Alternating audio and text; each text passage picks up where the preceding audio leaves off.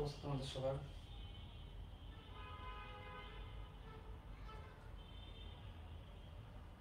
চলে আসো ক্লাসে।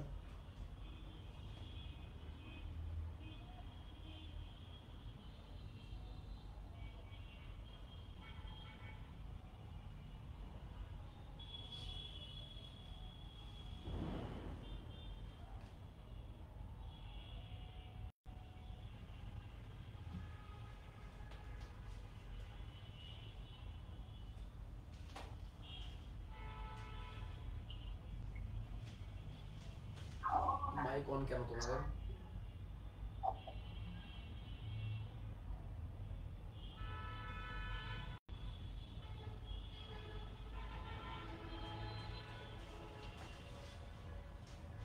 আচ্ছা, তুমি তোমাদের বই বের করবা, বই বের করে কিছু জিনিস বইয়ের মধ্যে দাগাবা বা লিখবা,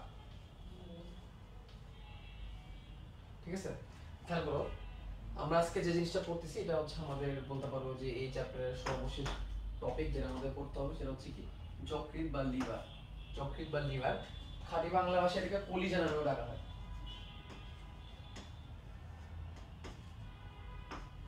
খাঁটি বাংলা ভাষায় এটাকে কলিজা নামেও ডাকা হয়, ঠিক আছে?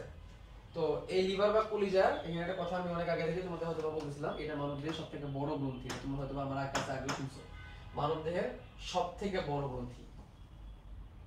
এই কথা হয়তো তোমরা আমার কাছে আগে শুনছো। মানবদেহের সবথেকে বড় গ্রন্থি কোনটা? লিভার। লিভার বা যকৃৎ, লিভার বা যকৃৎ। তো কিছু কথা বলে রাখি, লিভার বা যকৃৎ থেকে বোর্ড পরীক্ষায় এমসিকিউ আসে। ও সাউন্ড কম তোমরা বলবা না? আমি তো মাইকই লাগাই নাই, মাইকই লাগাই নাই, তোমরা বলো না সাউন্ড কম। আচ্ছা, এখন ঠিক আছে? তো দেখো, সব থেকে বড় গ্রন্থির একটা কথা, এবং আমাদের পরিপাক গ্রন্থি আছে টোটাল পাঁচটা পরিপাক গ্রন্থি আছে। পাঁচটা পরিপাক গ্রন্থির মধ্যে সব থেকে বড় কোনটা? যকৃৎ। ওকে, এবং এই যকৃৎ থেকে এমসিকিউ আসে, সৃজনশীলও আসে। এমসিকিউ আসে, সৃজনশীলও আসে। এক যকৃতের দুইটা কমন সৃজনশীল আছে। একটা হচ্ছে যকৃৎকে কেন জৈব রসায়নাগার বলা হয়, এটা একটা কমন কোশ্চেন। আর একটা কমন কোশ্চেন হচ্ছে যে যকৃতের বিপাকীয় এবং সঞ্চয় ভূমিকা আলোচনা করো। খুবই কমন দুইটা কোশ্চেন, ঠিক আছে? তো এখানে একটা জিনিস খেয়াল করে লেখা আছে যে 500-র অধিক রাসায়নিক বিক্রিয়া কোথায় হয়? যকৃতে হয়। 500+ রাসায়নিক বিক্রিয়া যকৃতে হয়। আর যার কারণে যকৃৎকে জৈব রসায়নাগার বলা হয়। এই কথাগুলো যেরকম এমসিকিউর জন্য গুরুত্বপূর্ণ, সেরকম এই লাইনগুলো থেকে সৃজনশীল আসে। যেমন এই লাইন থেকে সৃজনশীল আসে যে যকৃৎকে কোনো জৈব রসায়নাগার বলা হয়, এইটা থেকে সৃজনশীল তৈরি হয়,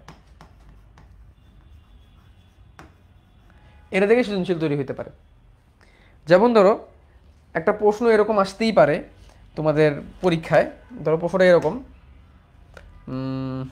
ধরো এখান দিয়ে দিল এ লালা গুনতি দিয়ে, এখানে দিয়ে দিল বি, তারপরে এখানে দিল সি, তারপরে এইখানে দিল ডি, অগ্নাশয়ে দিল ই, A B C D E. এবার দিয়ে দিল, এখানে দিল হচ্ছে এ, এখানে দিল বি, তারপরে এখানে দিল বি, এখানে দিল সি, এখানে দিল ডি, আর এখানে দিল ই। আরে সি, এখানে দিল ডি, আমার লেখা বুঝে না, ডি, এখানে দিল ই। এইভাবে ধরো ভাগ করে দিল, এটা ধরো তোমার উদ্দীপক। এভাবে ভাগ করে দেওয়ার পরে তারপর তোমার প্রশ্নটা এভাবে আসলো। প্রশ্নটা ধরো এইভাবে করলো যে এখানে যে বি নামক যে জায়গাটা আছে, বি নামক যে জায়গাটা আছে, এই বি নামক জায়গাটাকে কেন জৈব রসায়নাগার বলা হয়, এর একটা প্রশ্ন। আরেকটা প্রশ্ন এরকম হইতে পারে, এই বি নামক জায়গায়, এই বি নামক জায়গাটার অর্থাৎ কি লিভারের এই বি নামক জায়গাটার মানবদেহে সঞ্চয় এবং বিপাকীয় ভূমিকা আলোচনা করো। যদি সৃজনশীল প্রশ্ন আসে এই দুটো টাইটেলেই আসবে। একটা আসতে পারে চিত্র দিয়ে দিবে, চিত্র দিয়ে তারপর লিভারকে কেন্দ্র করে প্রশ্ন করা হবে। অথবা আরেকটা প্রশ্ন এরকম হতে পারে, কুতুব সাহেব ক্লাসের মধ্যে যকৃৎ নিয়ে পড়াচ্ছিলেন, তিনি বললেন এটা মানবদেহের সবথেকে বড় গ্রন্থি এবং এটাকে জৈব রসায়নাগার বলা হয়। তিনি আরও বেশ কয়েকটা পরিপাক গ্রন্থি নিয়ে কথাবার্তা বললেন, এটাই উদ্দীপক।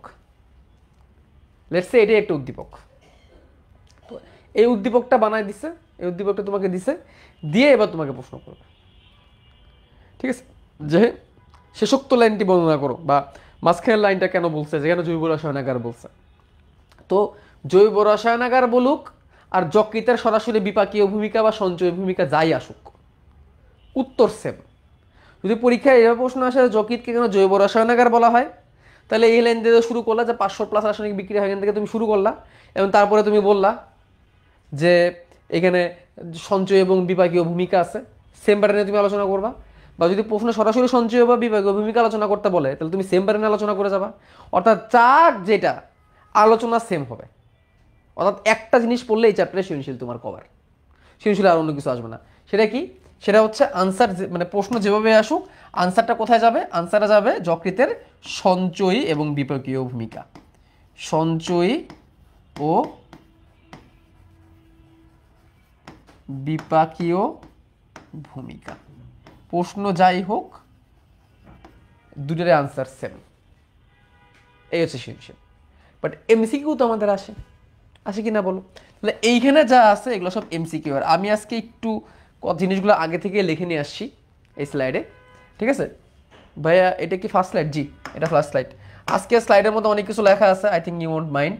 খুবই সহজ, দেখো এই কথাটা খুবই গুরুত্বপূর্ণ এমসিকিউ। যকৃৎ আমাদের দেহের 3 থেকে 5% ভর দখল করে, আমাদের দেহের 3 থেকে 5% ভর দখল করে। তাহলে এটা বুঝতেই পারতেছো যকৃতের সাইজ কিন্তু অল্প স্বল্প না, যকৃতের সাইজ কিন্তু মাশাআল্লাহ ভালোই বড়। আমাদের দেহের 3 থেকে 5% জায়গা দখল করা এটা কিন্তু মানে কোনো সহজ কথা না কিন্তু। সেই হিসাব করলে কিন্তু যকৃতের ওজন 2 কেজি পর্যন্ত হইতে পারে। কোনো মানুষের যদি দৈহিক আকৃতি বড় হয় তাহলে কিন্তু সেই মানুষের যকৃতের সাইজ কত পর্যন্ত হইতে পারে বলো? 2 কেজি পর্যন্ত হইতে পারে। নেটের প্রবলেম আজকে, আমার নেটের প্রবলেম করতেছে নাকি? ফেসবুকে ঠিকঠাক দেখা যাচ্ছে ক্লাস? দেখো তো ফেসবুকে ঠিকঠাক দেখা যাচ্ছে?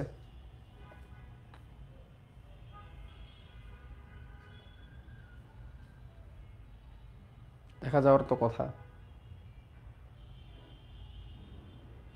ওকে, সব ক্লিয়ার। ওকে, দেখো দেহের 3 থেকে 5% ভর। এখন এখান থেকে কিছু এমসিকিউ জানতে হবে। সদ্য ভূমিষ্ঠ শিশুর 150 গ্রাম,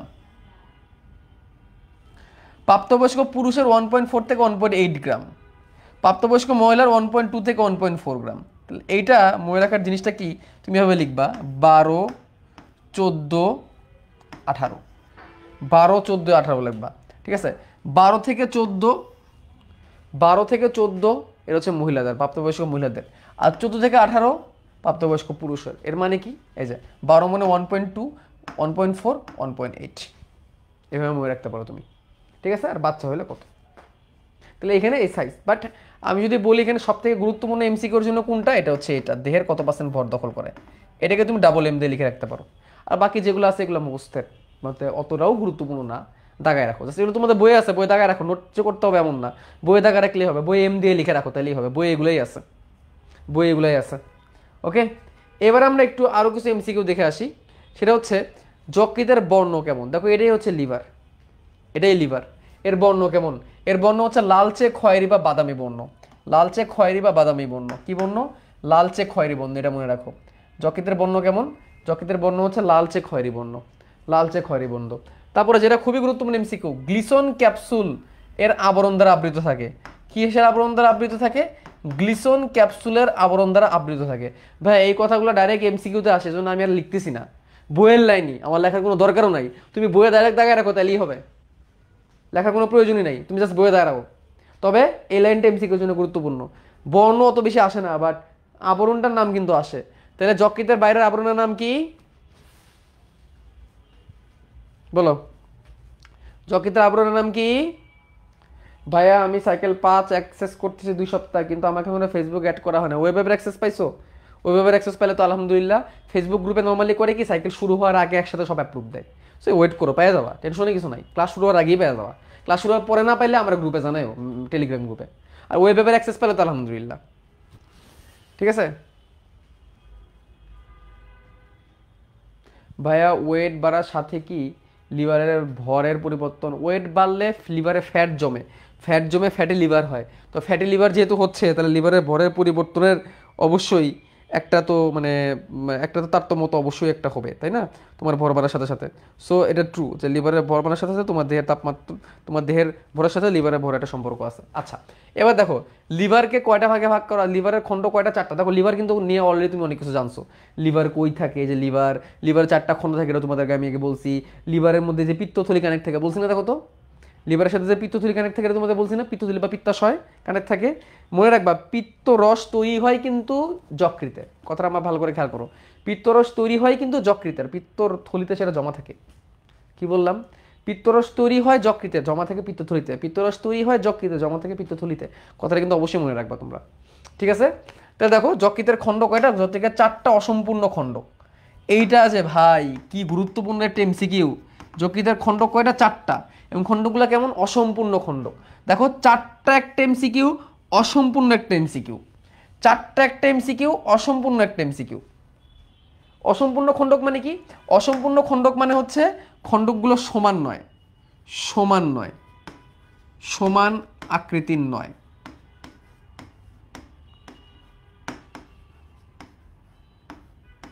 খণ্ডকগুলা সমান আকৃতির নয়, ঠিক আছে? খণ্ডগুলা কি কি? ডান বাম কোয়াড্রেট কোয়াড্রেট। খণ্ডগুলা কি কি? ডান বাম কোয়াড্রেট কোয়াড্রেট। ভাই মুখস্থ, মুখস্থ। ডান খণ্ড বাম খণ্ড কোয়াড্রেট কোয়াড্রেট, এই যে এটা ডান খণ্ড, এটা বাম খণ্ড, এ পাশে কোয়াড্রেট আর পিছনে কোয়াড্রেট। ডান বাম কোয়াড্রেট কোয়াড্রেট, ডান বাম কোয়াড্রেট কোয়াড্রেট। তারপরে গুরুত্বপূর্ণ এমসিকিউ, ডান খণ্ডটি সব থেকে বড়, ডান খণ্ডটি সব থেকে বড় এবং ডান খণ্ডের সাথে পিত্তথলি কানেক্ট থাকে। ভাই কি বলবো, এখানে এক একটা লাইন এক একটা থেকে সুপার সুপার ইম্পর্টেন্ট, এক একটা লাইন এক একটা থেকে সুপার সুপার ইম্পর্টেন্ট। তাহলে আমি যদি বলতে পারি এই পেজ থেকে এমসিকিউ আসার পসিবিলিটি 100%, এই পেজ থেকে এমসিকিউ আসার পসিবিলিটি 1000%, বা আমি বলে রাখতে পারি এই পেজটা হচ্ছে ভেরি ভেরি ইম্পর্টেন্ট একটা পেজ। এই পেজের প্রত্যেকটা লাইন গুরুত্বপূর্ণ।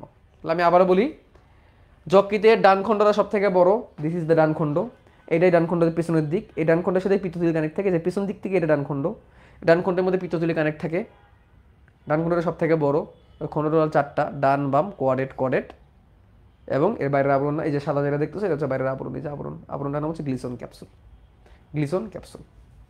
ওকে, মনে থাকবে, মনে থাকবে তো? ওকে, এখন তোমাদের আমি একটা জিনিস দেখাই, সেটা কি দেখো, এই যে ডান খণ্ড আর বাম খণ্ড, খেয়াল করো এইটা, এই যে এইটা আমি তোমাদের একটা জিনিস দেখাই, একটু ভালো করে মন দিয়ে দেখো। এইটা হচ্ছে ডান খণ্ড, যেটা সব থেকে বড়, এটা হচ্ছে বাম খণ্ড।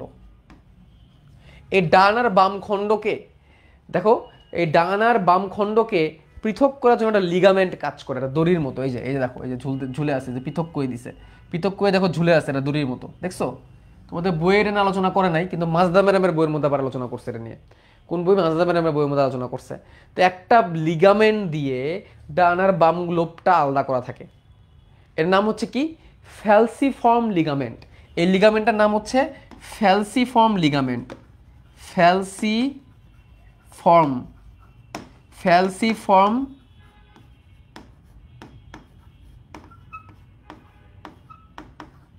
লিগামেন্ট। এই লিগামেন্টের নাম কি? ফ্যালসিফর্ম লিগামেন্ট। কি লিগামেন্ট? ফ্যালসিফর্ম লিগামেন্ট। ওকে, আর পিত্তথলিটা উৎপত্তি হয় কোন খাতে?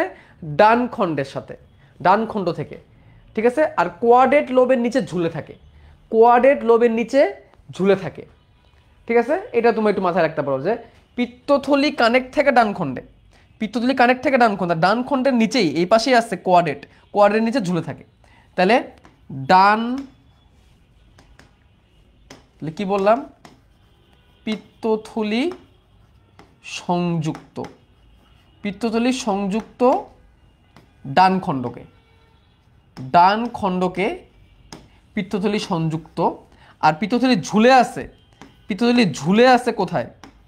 ঝুলে আছে কোয়াড্রেটের নিচে, কোয়াড্রেটের নিচে, ঝুলে আছে কোয়াড্রেটের নিচে। পিত্তথলিটা ঝুলে আছে কার নিচে? কোয়াড্রেটের নিচে। এগুলো সব এক্সট্রা ইনফো, এগুলো সব এক্সট্রা ইনফো, এখানে যা বলতেছি সব এক্সট্রা ইনফরমেশন, জানতে হবে এগুলা। আচ্ছা, আরো একটা মজার জিনিস জানতে চাও, সেটা কি? কুকুর, ঘোড়া, ইঁদুর, হরিণ, কি কি বললাম? কুকুর, ঘোড়া, ইঁদুর, হরিণ, এদের পিত্তাশয় বা পিত্তথলি থাকে না। তাহলে কি আরেকটা মজার ইনফরমেশন আমরা জানলাম, সেটা কি? কুকুর, ঘোড়া, ইঁদুর, হরিণের গল ব্লাডার বা পিত্তথলি নাই বা পিত্তাশয় নাই। কুকুর, ঘোড়া, ইঁদুর, হরিণের পিত্তথলি বা পিত্তাশয় নাই, এক্সট্রা ইনফো। কুকুর, ঘোড়া, ইঁদুর, হরিণের পিত্তাথলি বা পিত্তাশয় নাই, এটা কি ইনফো? Extra info. ভাইয়া তোমাদের আমি ওই যে রুই মাছের প্র্যাকটিস শিট এই জিনিসগুলা কেন দিতে পারতেছি না জানো? তোমাদের আমি একটা কথা বলে রাখি, রুই মাছ এবং পরিপাক এই দুটারই প্র্যাকটিস শিট আমার রেডি হয়ে আছে। পরিপাকেরটা রেডি হয়েছে আরও 3 দিন আগে, রুই মাছ রেডি হয়ে আছে আরও 7-8 দিন আগে, আর মানে 7-8 দিন, আরও বেশি আগে। আমি তোমাদের দিতেছি না কেন জানো? আমাকে কন্টেন্ট এক্সিকিউটিভরা যারা প্রাথমিকভাবে এগুলো বানায়, কয়েকটা ধাপে তো আসলে প্র্যাকটিস শিটগুলো বানানো হয়, তো ওরা আমাকে অনেক আগেই টাইপিস্ট আমাকে সাবমিট করে দিয়ে দিছে। আমি গত 15-20 দিন ধরে এই দেখো এফআরবির বইয়ের কাজ নিয়ে ব্যস্ত, এবং তোমাদের চ্যাপ্টার 1, 2, 3, 4 এইগুলার বইয়ের কাজ নিয়ে তুমুল লেভেলের ব্যস্ত। এইগুলা করেই আমি অন্যদিকে যে তাকাবো ওটা সময় পাচ্ছি না। এবং তোমাদের রুই মাছ আর পরিপাকের প্র্যাকটিস আমি আগেই পেয়ে গেছি, আমাকে খালি A to Z দেখে দিতে হবে, খালি রিডিং পড়ে যে সব ঠিক আছে কিনা, আনসার ঠিক আছে কিনা, আমি যেভাবে বলছিলাম সেভাবে শেষমেশ হয়েছে কিনা, এই কাজটা আমি ধরতে পারতেছি না সময়ের কারণে, যার কারণে তোমরা এখনো পাচ্ছ না। এটাই হচ্ছে মেন কাহিনী।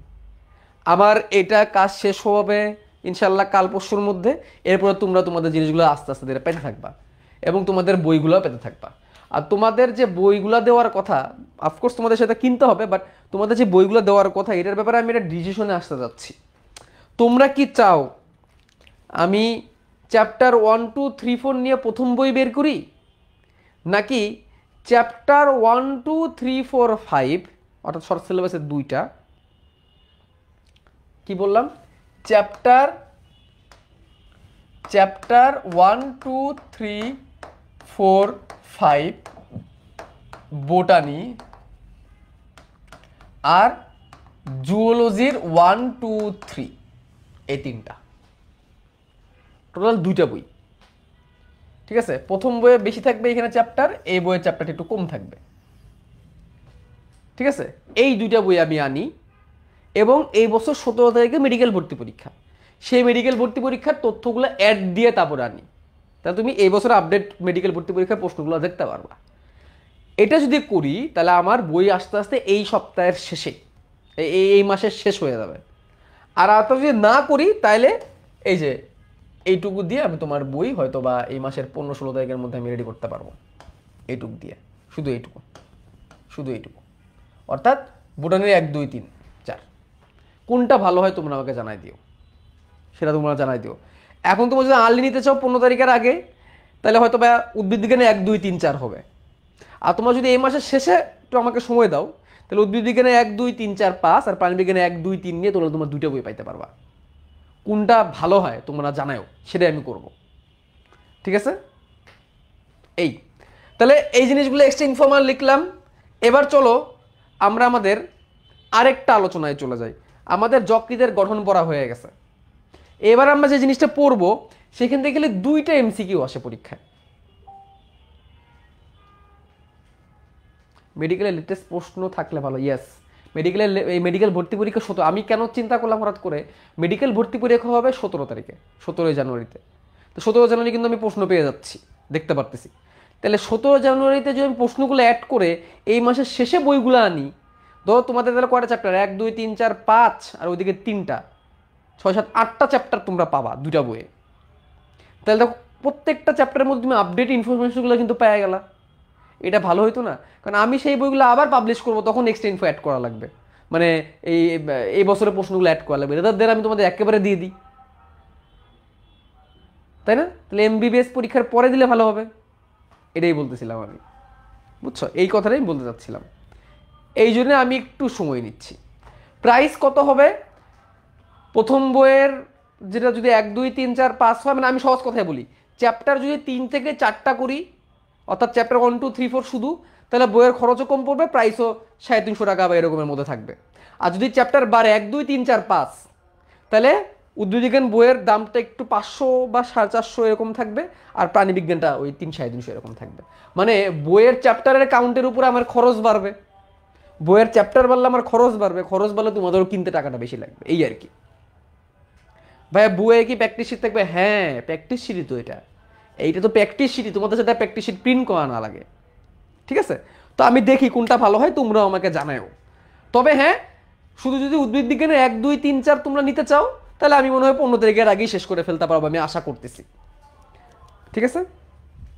ওকে, অনেক গল্প হয়ে গেছে, আসো এবার আমরা আমাদের ইয়েতে চলে আসি, আমাদের পড়ার মধ্যে চলে আসি। ওকে, দেখো এইবার আমরা যে জিনিসটা পড়তে যাচ্ছি, এই জিনিসটা হচ্ছে জাস্ট ছোট্ট দুই থেকে তিনটা এমসিকিউ এখানে আছে, 2 থেকে 3টা এমসিকিউ এখানে আছে। এটার জন্য আমার এই চিত্র এবং এই 2 থেকে 3টে এমসিকিউ এর জন্য আমার পুরো চিত্র আঁকানোর প্রয়োজন নাই বলে আমি এটাকে আগে থেকে আঁকায় রাখছি। খেয়াল করো, এটা হচ্ছে লিভার, এটা লিভারের ডান খণ্ড, এই যে এটা লিভারের ডান খণ্ড, খেয়াল করো চিত্রের মধ্যে, খেয়াল করো এটা লিভারের ডান খণ্ড, এটা ডান খণ্ড, এটা বাম খণ্ড, এটা বাম খণ্ড, এটা বাম খণ্ড। ডান খণ্ড কেমনে বুঝলাম? এই জিনিসটা ডান খণ্ড কেমনে বুঝলাম? এই জিনিসটা ডান খণ্ড বুঝলাম এইখানে পিত্তথলি দেখা, ওইখানে কি দেখা? পিত্তথলি দেখা। দাঁড়াও, ওই যে কথা বলতে বলতে অবিদা ফোন দিছে। দাদা দাদা দাদা, হ্যাঁ হ্যাঁ,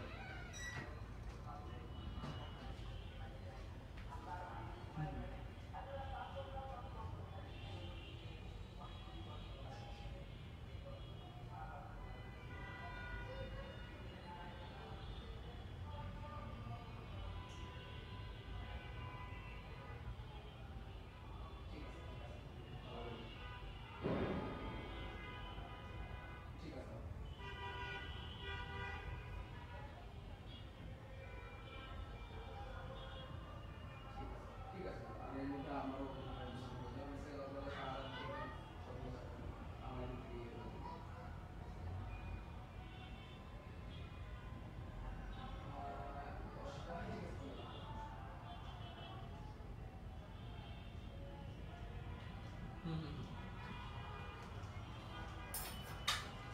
বুঝতে পারছি না, বুঝতে পারছি না, কোন জিনিসগুলো ভুল বেশি ওইগুলো দেখাই দিলেই হবে আলটিমেটলি। কনসেপচুয়াল যে ব্যাপারগুলো এগুলো তো আমি একবার টান দিয়ে দেখছি, ঠিক আছে। হুম হুম হুম 8 ঘন্টা লাগবে না, তার আগেই হয়ে যাবে, সমস্যা নেই, একদম A to Z সবগুলাই ভুল ইয়ে হয়ে যাবে।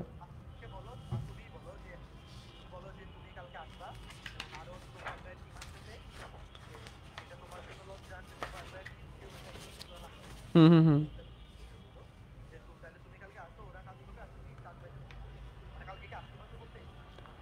বলে দেখি, ওর যেহেতু প্রেজেন্টেশন শেষ, পারবে মোস্ট প্রবাবলি। ঠিক আছে, ঠিক আছে দাদা, ঠিক আছে, ওকে দাদা। না না, 7 দিন লাগবে না, 7 দিন লাগবে না।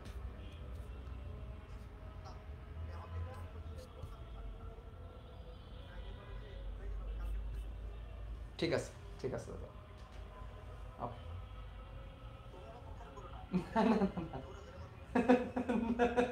বুঝছি।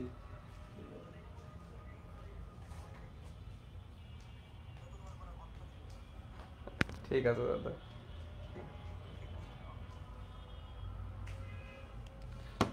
ওকে, ওই যে বলতে বলতে এই বইয়ের কাজ নিয়ে, তাহলে বোঝো কি পরিমাণ চাপ যাইতেছে আমাদের বইয়ের কাজ নিয়ে, ঠিক আছে? কি পরিমাণ চাপ যাচ্ছে আমাদের এই বইয়ের পুরো ব্যাপারটা নিয়ে, আমরা একদম মানে প্রচুর প্রেশার আছে বইয়ের কাজগুলো নিয়ে। আচ্ছা, তো দেখো এই যে এটা হচ্ছে ডান খণ্ড, কেমনে বুঝলাম? এই যে এখানে পিত্তথলি কানেক্ট দেখে, পিত্তথলিতে কানেক্ট দেখে আমি এখানে বুঝলাম এটা ডান খণ্ড। ওকে, পিত্তথলি। এখন এইখান থেকে আমি এতটুকু জায়গা, দেখো এটা ছবি আঁকানোর দরকার নাই, হ্যাঁ তোমরাও আঁকায়ও না, এখান থেকে এতটুকু জায়গা আমি কাটলাম, এই দেখো, এই যে এতটুকু জায়গা ধরে আমি কাটলাম, কেটে মাইক্রোস্কোপের মধ্যে দেখব। ওকে, কেটে এটা আমরা মাইক্রোস্কোপের নিচে নিয়ে দেখার চেষ্টা করতেছি। তাহলে আমরা এই রকম কিছু গঠন পাবো, এরকম ষড়ভুজাকৃতির কিছু গঠন পাবো। তাহলে এটা আমি একটু আঁকাই, তোমরা আঁকাবা না, তোমাদের এগুলো আঁকানোর কোনো প্রয়োজন নাই।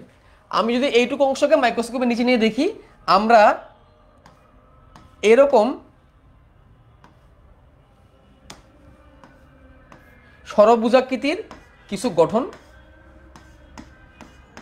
পাবো, ষড়ভুজাকৃতির কিছু গঠন পাবো। ঠিক আছে, এই প্রত্যেকটা ষড়ভুজাকৃতির গঠনের মাঝখানে থাকবে একটা কেন্দ্রীয় শিরা, এই ধরো এরকম একটা কেন্দ্রীয় শিরা এরকম চলে আসবে, আর তার চারিদিকে আবার ছোট ছোট শিরা ধমনী থাকবে তার চারিদিকে। এটা ধরো শিরা, এটা ধরো ধমনী, এরা ধরো লসিকার এরকম থাকবে, মাঝখানে একটা কেন্দ্রীয় শিরা থাকবে। আর এইখানে কি থাকবে, এটার ভিতরে কি থাকবে, এটার ভিতরে থাকবে যকৃতের কোষগুলা, যেগুলোকে বলে হেপাটোসাইট। সাইট মানে কোষ আর হেপাটো মানে লিভার। তাহলে এই যে একটা ষড়ভুজাকৃতির গঠন, তাহলে ষড়ভুজাকৃতির গঠনটা আসলে কি? ষড়ভুজাকৃতির গঠন আসলে কিছুই না, অনেকগুলা, কিছু না বললে ভুল হবে, আসলে মানে অনেকগুলা যকৃতের কোষ একসাথে মিলিত হয়ে তৈরি হয়েছে একটা ষড়ভুজাকৃতির গঠন। তাহলে এই যে এগুলো হচ্ছে হেপাটোসাইট,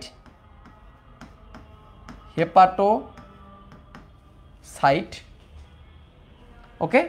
আর এই পুরো গঠনটা হচ্ছে একটা হেপাটিক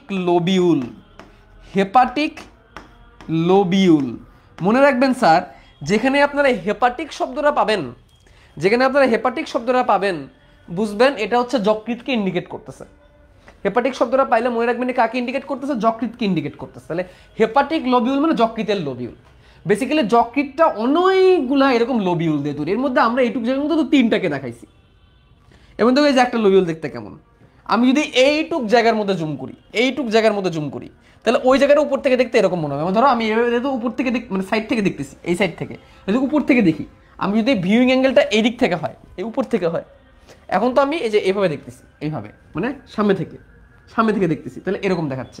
এখন আমি আমার ক্যামেরাটা ঘুরে যদি আমি এদিক থেকে দেখি, উপর থেকে দেখি, তাহলে গঠনটা এরকম দেখাবে। ঠিক আছে, তখন গঠনটা কেমন হবে দেখো, তখন কীরকম হয়ে যাবে খেয়াল করো এই জিনিসটাই।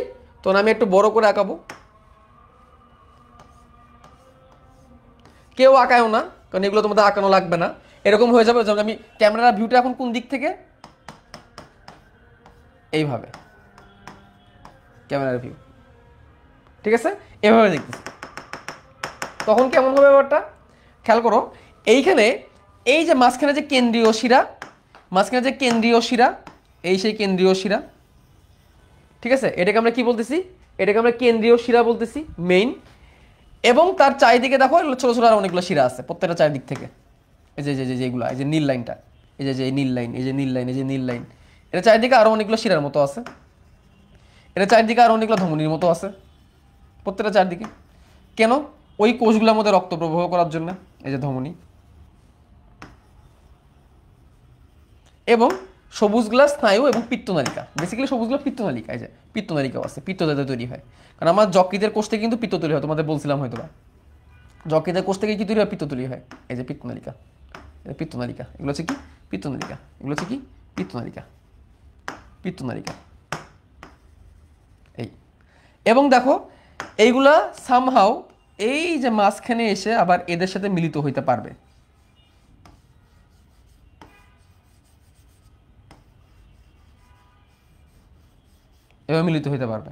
এবং এই মাঝখানে আছে যকৃতের কোষগুলা, হেপাটোসাইট যকৃতের কোষ।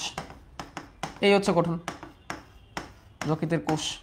এবং এই কোষগুলা থেকেই যেই পিত্তগুলা তৈরি হয়, সেই পিত্ত ওই ছোটো ছোটো নালীগুলা দিয়ে পিত্তনালীতে যে ঢুকে, পিত্তাশয়ে যা জমা হয়, এই যেগুলো দিয়ে পিত্তাশয়ে যা জমা হয়, এই যে এখানে লেখা আছে দেখো পিত্তনালিকা, এগুলো পিত্তনালিকা, ঠিক আছে। এগুলো হচ্ছে ভেনিউল, এগুলোকে ভেনিউল বলে।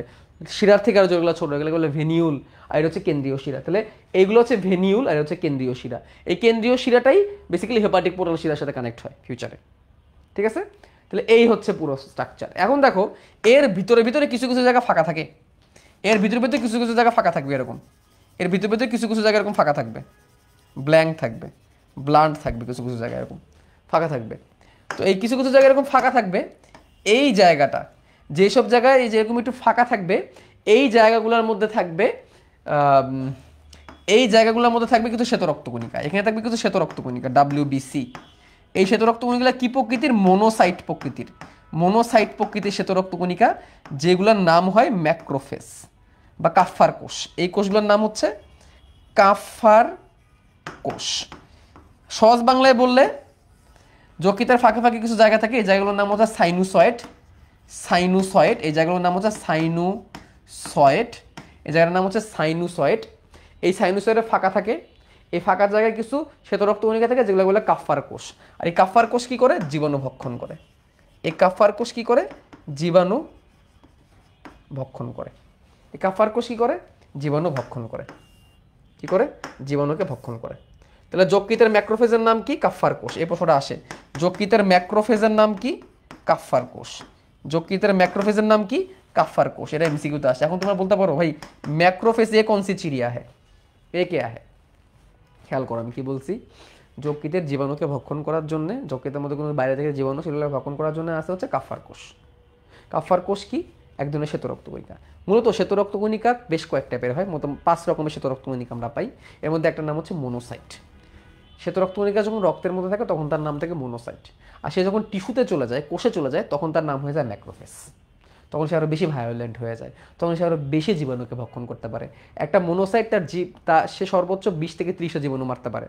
বা সে যখন টিস্যুতে চলে যায় তখন সে আরও বেশি পাওয়ারফুল হয়ে যায়, তার আকৃতি আরও বড় হয়ে যায়, সে একাই 100টা জীবাণু মারতে পারে, তখন তার নাম হয় ম্যাক্রোফেজ। এই এক একটা ম্যাক্রোফেজকে এক এক জায়গায় এক এক নামে ডাকে। যেমন যকৃতের ম্যাক্রোফেজকে কাফার কোষ নামে ডাকে, যকৃতের ম্যাক্রোফেজকে কি নামে ডাকে? কাফার কোষ নামে ডাকে। ঠিক আছে? তারপরে আমাদের স্নায়ুতন্ত্রের নিউরনের আশেপাশে যদি কোনো ম্যাক্রোফেজ থাকে এটাকে মাইক্রোগ্লিয়া নামে ডাকে। এরকম বেশ কয়েকটা আছেন, বেশ কয়েকটা নামে এদেরকে ডাকা হয়। তাহলে আমরা এটুকু জানি যকৃতের ম্যাক্রোফেজকে কাফার কোষ নামে ডাকা হয়। তাহলে সহজ বাংলায় প্রশ্ন এখান থেকে দুইটা, যকৃতের ম্যাক্রোফেজের নাম কি? কাফার কোষ। ম্যাক্রোফেজ কি করে? জীবাণুকে ভক্ষণ করে, কারণ সে হচ্ছে শ্বেত রক্তকণিকা। তাহলে এমসিকিউ কি কি আসবে বলো? এমসিকিউ কি কি আসবে এখান থেকে? এমসিকিউ কি কি আসতে পারে এখান থেকে? এমসিকিউ আসতে পারে যকৃতে কি থাকে? হেপাটিক লোবিউল থাকে। যকৃতে কি থাকে? হেপাটিক লোবিউল থাকে। হেপাটিক লোবিউলের দৈর্ঘ্য কত? 1 মিলিমিটার। এটা গুরুত্বপূর্ণ। হেপাটিক লোবিউলে কি থাকে? হেপাটোসাইট থাকে। কি থাকে? হেপাটোসাইট থাকে।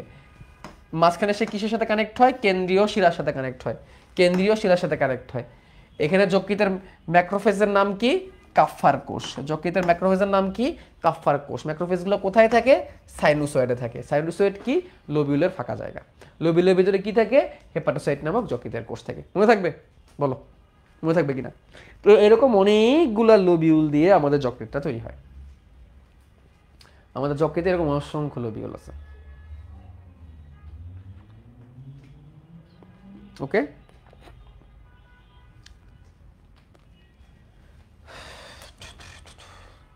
তাইলে এখন আমরা যকৃতের সঞ্চয় ভূমিকায় চলে যাব। যকৃতের সঞ্চয় ভূমিকায় চলে যাব। আমরা এখন ডাইরেক্ট মানে পড়ার মধ্যে ঢুকে যাচ্ছি। যকৃতের সঞ্চয় ভূমিকা। ওকে,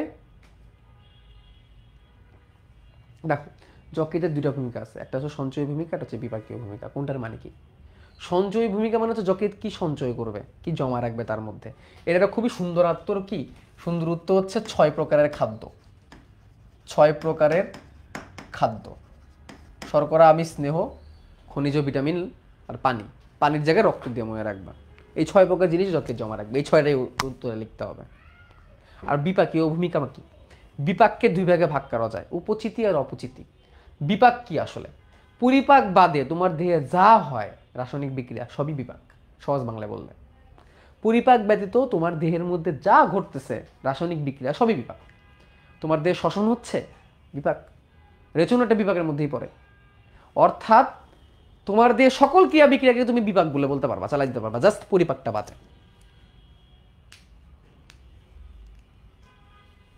ক্লিয়ার? মনে থাকবে? আচ্ছা, তো এখন যেটা পড়তেছি এটা কিন্তু সৃজনশীলের জন্য টপ রেটেড। ওই যে বলছিলাম যকৃতের বিপাকীয় সঞ্চয় ভূমিকা আলোচনা করো, বা যকৃতকে কেন জৈব রসায়নাগার বলা হয়। বা এই প্রশ্নটা এই যাবৎকাল পর্যন্ত এই চ্যাপ্টার থেকে আসা সব থেকে বেশি পরিমাণ প্রশ্ন। ওকে, তা দেখো প্রথমে আছে গ্লাইকোজেন সঞ্চয়, প্রথমে আছে কি গ্লাইকোজেন সঞ্চয়। এটা তোমাদের পড়াইছি না? দেখো তো, মনে করে দেখো তো। দেখে যেন মনে হয় চিনি উহারে, মনে হচ্ছে না? দেখে যেন মনে হয় চিনি উহারে, দেখা হে ভাই কবি দেখা হে ইসকো ऐसे लग रहा है, তাই না? হ্যাঁ, কি আটকাচ্ছে? এখনো আটকাচ্ছে ক্লাস? ক্লাস কি আটকে যাচ্ছে নাকি ওয়েব অ্যাপে আর ফেসবুকে? ফেসবুকে ঠিক আছে, একটু আটকায়। কেমনে আটকায়? আচ্ছা, এটা আমাদের জানার কথা। গ্লাইকোজেন সঞ্চয়, এই প্রক্রিয়াকে বলা হয় গ্লাইকোজেনেসিস। গ্লাইকোজেনেসিস প্রক্রিয়ায় ইনসুলিনের সহযোগিতায় ইনসুলিনের মাধ্যমে অতিরিক্ত গ্লুকোজকে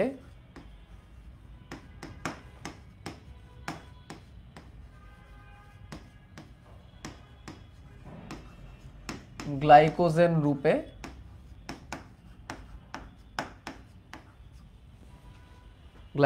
রূপে জমা রাখে। যকৃৎ, তারপর লিখবা, এটা এক্সট্রা ইনফো কিন্তু, এখন যেটা লিখতেছে এটা কিন্তু এক্সট্রা ইনফো। যকৃৎ 100 গ্রাম গ্লাইকোজেন জমা রাখতে পারে।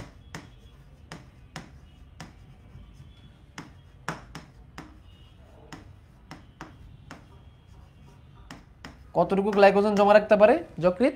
100 গ্রাম গ্লাইকোজেন জমা রাখতে পারে। এরপরে কি হবে বলো তো? ধরো তুমি অনেক বেশি গ্লুকোজ খেয়ে ফেলছো, তখন কি হবে? আচ্ছা, তুমি একটা বিক্রিয়াও লিখে দিতে পারো এখানে, বিক্রিয়াটাও লিখে দিতে পারো এখানে। সেটা কি? অতিরিক্ত গ্লুকোজ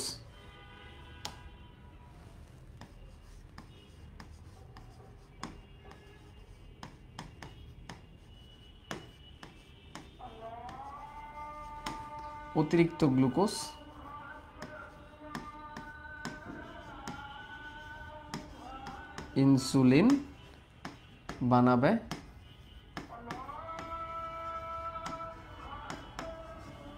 গ্লাইকোজেন। অতিরিক্ত গ্লুকোজকে ইনসুলিন বানাবে গ্লাইকোজেন। ওকে, এরা ইনসুলিনের মাধ্যমে হয়েছে। এর থেকেও বেশি যদি গ্লুকোজ হয়ে যায় তাহলে কি হবে?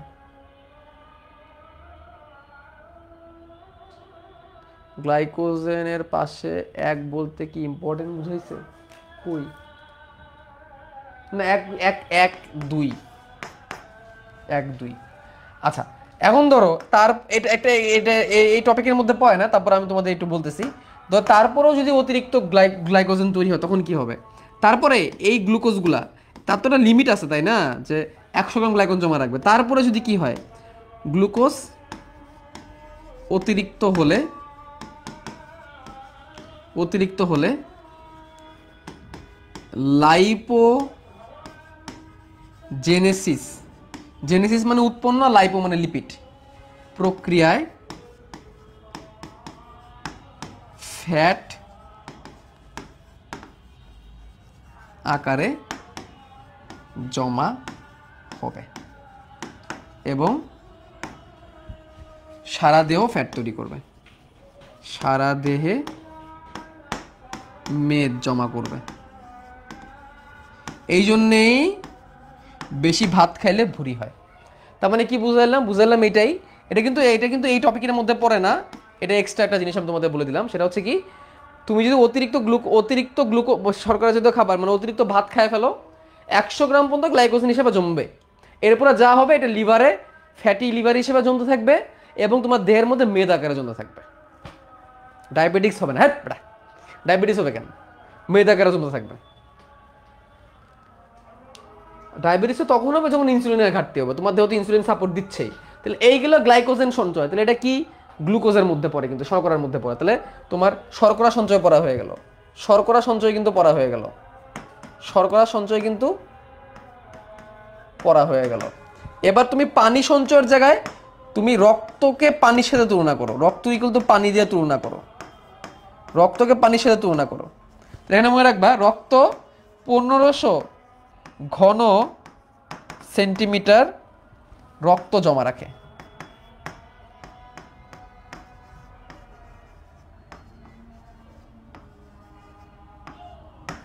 কি বললাম?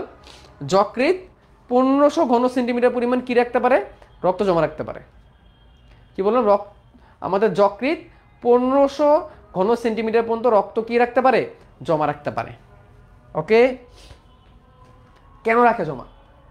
বিপদকালীন সময়ের জন্য। একটা মানুষের যখন হঠাৎ করে রোড অ্যাক্সিডেন্ট হয় বা কোনো প্রবলেম হয়, তখন এই জমা থাকা রক্তই কিন্তু হেল্প করে মানুষকে সাপোর্ট দেওয়ার জন্য। ঠিক আছে, ওকে, তাহলে গেল। এবার ভিটামিন সঞ্চয়। খাবার আরেকটা উপাদান হচ্ছে ভিটামিন। প্রায় সব ধরনের ভিটামিন জমা রাখতে পারে, প্রায় সব ধরনের ভিটামিন সঞ্চয় করে। শেষ, আর কিচ্ছু লাগবে না। তার মধ্যে একটু বলে রাখতে পারো পানিতে দ্রবণীয় কারা, এটা একটু মনে রাখো। ভিটামিন বি আর সি আর ফ্যাটে দ্রবণীয় কারা, এটা একটু আলাদাভাবে মনে রাখো। ফ্যাটে দ্রবণীয় কারা বা কেডা, ফ্যাটে দ্রবণীয় কারা বা কেডা, কেডা মানে কে? এডিকে, এটা মনে রাখতে হবে। আচ্ছা, খনিজ সঞ্চয়। বিভিন্ন রকমের খনিজ সঞ্চয় করতে পারে, যেমন আয়রন অনেক বেশি জমা রাখে, যকৃৎ অনেক বেশি আয়রন জমা রাখে। কেন আয়রন জমা রাখে এটাও আমি একটু পরে দেখব। পাশাপাশি magnesium, manganese, sodium, chloride, potassium জমা রাখে। তবে আয়রনটা অনেক বেশি পরিমাণে জমা রাখে। আয়রন, ম্যাগনেসিয়াম, ক্যালসিয়াম এই দুটো একটু বেশি জমা রাখে। আয়রন আর ক্যালসিয়াম একটু বেশি জমা রাখে। তাহলে খনিজ লবণও সঞ্চয় করে ফেললাম আমি। তাহলে কি কি গেল? শর্করা গেল, রক্ত গেল, খনিজ গেল, ভিটামিন গেল। তাহলে বাকি থাকলো কি? ফ্যাট আর প্রোটিন। তো চর্বি, কোলেস্টেরল, ফ্যাটি অ্যাসিড সঞ্চয় একটি নির্দিষ্ট সীমা পর্যন্ত জমা রাখতে পারে, একটি নির্দিষ্ট সীমা পর্যন্ত সবগুলোই জমা করে, সবগুলোই জমা রাখে। কিন্তু এই সীমা মানে কোথায় জমা রাখে? যকৃতের কোষগুলো জমা রাখে। জমা রাখে বলতে কি? যকৃতের ভিতরে কি ভল্ট আছে? কোনো মেশিন আছে যে জমা রাখবে? না, ওই কোষের মধ্যেই জমা রাখে। ওই সীমাটা পার হয়ে গেলে কি হয়? তখন সীমা অতিক্রম হলে ফ্যাটি লিভার হয়। সীমা অতিক্রম হলে লিভারের রোগ তথা ফ্যাটি লিভার হয়। তোমার ফ্যাটি লিভার হইতে শুনছো না মুরব্বীদের? কখনো শুনছো দাদা দাদি বা আম্মু আব্বুর ফ্যাটি লিভার রোগ হইতে? আল্লাহ না করুক কারো এরকম হোক। এটা কিন্তু খুব কমন একটা রোগ, ফ্যাটি লিভার। আর তারপরে অ্যামিনো অ্যাসিড সঞ্চয়, এটা একই কথা এখানে আবার লিখবো আমি, যেটি নির্দিষ্ট লিমিট পর্যন্ত কি রাখতে পারে? অ্যামিনো অ্যাসিড সঞ্চয় করতে পারে। ঠিক আছে, নির্দিষ্ট লিমিট পর্যন্ত অ্যামিনো অ্যাসিড জমা রাখতে পারে। সেম ওই আগের কথাই নির্দিষ্ট লিমিট পর্যন্ত জমা রাখে। ওকে, তো এখানে আরেকটা জিনিস অ্যাড করো। আয়রনটা অনেক বেশি জমা রাখে না? আয়রনকে কি রূপে জমা রাখে? আয়রনকে ফেরিটিন রূপে জমা রাখে। ফেরিটিন রূপে আয়রনকে কি রূপে জমা রাখে? ফেরিটিন রূপে। কি রূপে? ফেরিটিন রূপে। আয়রনের রূপটা কি থাকে? ফেরিটিন। এটা কিন্তু এমসিকিউতে আসে। আয়রনকে কি রূপে জমা রাখে? ফেরিটিন রূপে। এটা এমসিকিউতে আসে। তারপর ফ্যাটের দ্রবণীয় ভিটামিন কোনগুলো, পানিতে দ্রবণীয় ভিটামিন কোনগুলো, এটা এমসিকিউতে আসে। লিখে রাখো। যেগুলো এখন লিখতেছি আমি মার্ক করে দিচ্ছি, এগুলো এমসিকিউতে আসে। যেগুলো এখন লিখে দিচ্ছি এগুলো এমসিকিউতে আসে। লিখে রাখো কোনগুলো ফ্যাটে দ্রবণীয়, কোনগুলো পানিতে দ্রবণীয়। আয়রনকে কি রূপে জমা রাখে? ফেরিটিন রূপে জমা রাখে। এটা তুমি সৃজনশীলে লিখবা, বাট এমসিকিউগুলো বলে দিচ্ছি। তারপরে এমসিকিউ আসে কত ঘন সেন্টিমিটার রক্ত জমা রাখতে পারে? 1500 ঘন সেন্টিমিটার রক্ত জমা রাখতে পারে। ডাইরেক্ট এমসিকিউতে আসে। কত ঘন সেন্টিমিটার রক্ত জমা রাখতে পারে। ঠিক আছে, তারপরে গ্লাইকোজেন সঞ্চয়, এই প্রক্রিয়াটাকে কি বলে? গ্লাইকোজেনেসিস বলে। এটা তো বলতেই ভুলে গেছিলাম। এই প্রক্রিয়াকে গ্লাইকোজেনেসিস বলে। Glycogenesis Genesis. খেয়াল করো, জেনেসিস মানে উৎপন্ন, আর গ্লাইকো মানে হচ্ছে গ্লাইকোজেন। গ্লাইকোজেন মানে গ্লাইকোজেন, আর জেনেসিস মানে উৎপন্ন, মানে গ্লাইকোজেন উৎপন্ন হচ্ছে এখানে। তো গ্লাইকোজেনেসিস প্রক্রিয়া কোন হরমোন কাজ করে? এটা এমসিকিউ। গ্লাইকোজেনেসিস প্রক্রিয়া কোন হরমোন কাজ করে? ইনসুলিন হরমোন কাজ করে। তাহলে এটাই এমসিকিউতে আসবে। কতটুকু গ্লাইকোজেন আমরা জমা রাখতে পারি? 100 গ্রাম গ্লাইকোজেন আমাদের লিভার জমা রাখতে পারে। এটা এমসিকিউতে আসবে। কোনগুলো এমসিকিউতে আসবে এগুলো কিন্তু বলে দিলাম, ঠিক আছে? আর যকৃতের সঞ্চয় ভূমিকা কিন্তু নলেজ, আগেই বলছি। যকৃতের সঞ্চয় ভূমিকাটা কি? নলেজ। মানে এটা কোথায় আসবে? সৃজনশীলে আসবে, সৃজনশীলে আসবে।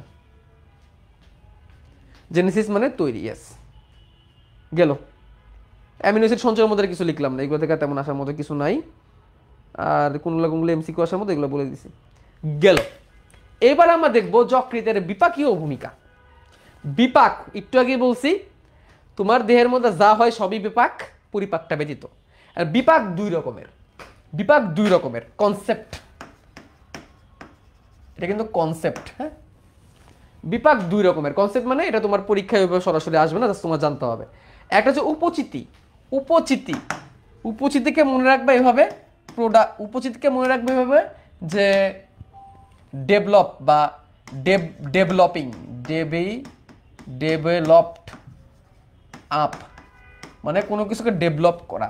আর অপচিতি, অপচয়, অপচয়কে মনে রাখবো, অপচিতিকে মনে রাখবো অপচয় বা ব্রেকডাউন, ব্রেকডাউন দিয়ে মনে রাখবা, ব্রেকডাউন দিয়ে মনে রাখবা। অর্থাৎ কোনো কোনো বড় জিনিস যদি, কোনো আলাদা আলাদা জিনিস যদি, ক্ষুদ্র ক্ষুদ্র আলাদা আলাদা জিনিস যদি একসাথে মিলে বড় কিছু তৈরি করে, ওটা পলিমার তৈরি করে, তাহলে এটা হবে উপচিতি, ডেভেলপড আপ। আর কোনো একটা বড় জিনিস যদি ভেঙে ক্ষুদ্র ক্ষুদ্র ক্ষুদ্র ক্ষুদ্র অনেকগুলা পার্টে ভাগ হয়, ক্ষুদ্র ক্ষুদ্র অনেকগুলো পার্টে ভাগ হয়, তখন এটাকে বলা হয় হচ্ছে, তখন এটাকে বলা হয় কি? তখন এটাকে বলা হয় অপচিতি। তখন এটাকে বলা হয় কি? অপচিতি। ক্ষুদ্র ক্ষুদ্র ভাগে ভাগ হয়ে গেছে। তাহলে আগে ক্ষুদ্র ক্ষুদ্র ক্ষুদ্র ক্ষুদ্র ভাগে বিভক্ত হওয়া অনেক কিছু ছিল, ক্ষুদ্র ক্ষুদ্র ভাগে বিভক্ত হওয়া বেশ কয়েকটা জিনিস ছিল, সেগুলা একসাথে হয়ে গেছে। অর্থাৎ পরিপাকের উল্টাটা বলতে পারো, এটা হচ্ছে উপচিতি, উপচয়, উপচিতি। আর অপচিতি মানে ভাঙা, ভেঙে ফেলা। আর এই জিনিসগুলো আমাদের দেহের মধ্যে প্রতিনিয়ত চলে। কোনো জিনিস গড়তেছে, কোনো জিনিস ভাঙতেছে, তৈরি হচ্ছে, ভাঙতেছে, এইভাবেই আমাদের চলতেছে। ওকে, তাহলে এটাকে বলে উপচিতি আর অপচিতি।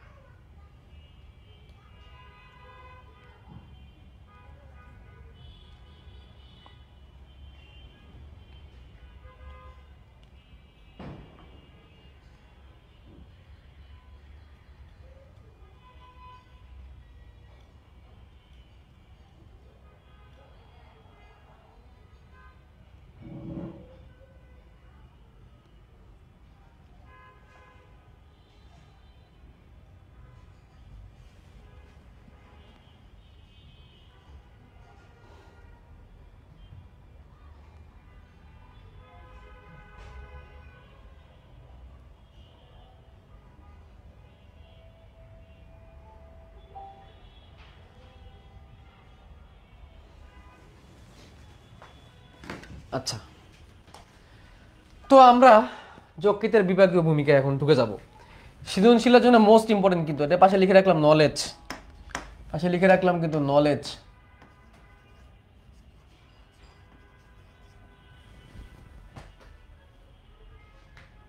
ওকে, খেয়াল করো, এই আগে যে জিনিসগুলো আমরা পড়ছি, এখানে কি হয়েছে? অনেকগুলো গ্লুকোজ মিলে গ্লাইকোজেন হয়েছে। তাহলে আমি যদি এইখানে যদি সাবটাইটেল করতে চাই, এটাকে সাবডিভিশন করতে চাই, তাহলে এটা উপচিতি প্রক্রিয়া ছিল, তাহলে এটা উপচিতি প্রক্রিয়া ছিল। তাই গ্লাইকোজেনেসিস কিন্তু এটা উপচিতি প্রক্রিয়া ছিল, অনেকগুলো গ্লুকোজকে একটা গ্লাইকোজেনে পরিণত করা হয়েছে। তাহলে এটা কিন্তু বিপাকীয়র মধ্যে পড়বে। তাহলে সঞ্চয়গুলোও কিন্তু বিভাগের মধ্যে পড়বে। রক্ত সঞ্চয় এটাও কিন্তু বিভাগের মধ্যে পড়ে। তারপরে ভিটামিন সঞ্চয় এটাও বিপাকের মধ্যে পড়বে। খনিজ সঞ্চয় এখানেও বিপাকের মধ্যে পড়বে, এটাও কিন্তু বিপাকের মধ্যে পড়বে। চর্বি কোলেস্ট্রল এটাও কিন্তু বিপাকের মধ্যে পড়বে।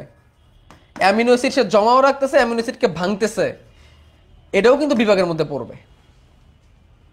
এই কাজগুলো তুমি বিপাকের মধ্যে রাখতে পারো। যদি অ্যামিনো অ্যাসিডকে সরাসরি বিপাকের মধ্যে রাখার দরকার নাই, কারণ এখানে তুমি কাজ জমা রাখতেছো, এগুলো কিন্তু বিভাগের মধ্যে তুমি লিখতে পারবা। এই কথাটা কিন্তু মাথায় রেখো, ঠিক আছে? প্রথম যেটা আসে এটা হচ্ছে হিমোগ্লোবিনের ভাঙন, fate of haemoglobin. It can individual এ সিকিউ কোশ্চেন, এটা ইন্ডিভিজুয়াল ভাবে সৃজনশীলের 2 নম্বর আসতে পারে। Fate of haemoglobin, fate of RBC অথবা হিমোগ্লোবিন। আরবিসি ভাঙন বা লোহিত রক্তকণিকা ভাঙন আর হিমোগ্লোবিন ভাঙন একই জিনিস। লোহিত রক্তকণিকা ভাঙন আর হিমোগ্লোবিন ভাঙন কিন্তু ঘুরে ফিরে একই জিনিস, ঠিক আছে? ফেট অফ হিমোগ্লোবিন, ওকে, এটা মাথায় রেখো। আচ্ছা, কিভাবে লিখবা? আরবিসি এর আয়ুষ্কাল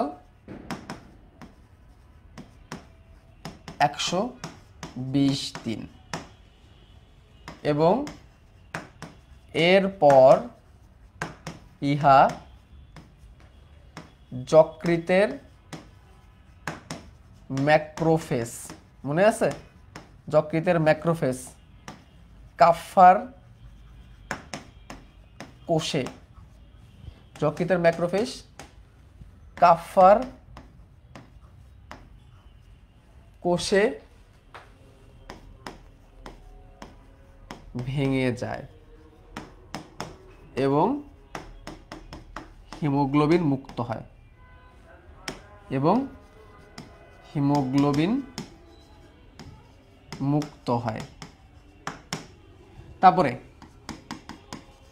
এই হিমোগ্লোবিন ভেঙে হিম ও গ্লোবিনে পরিণত হয়, গ্লোবিনে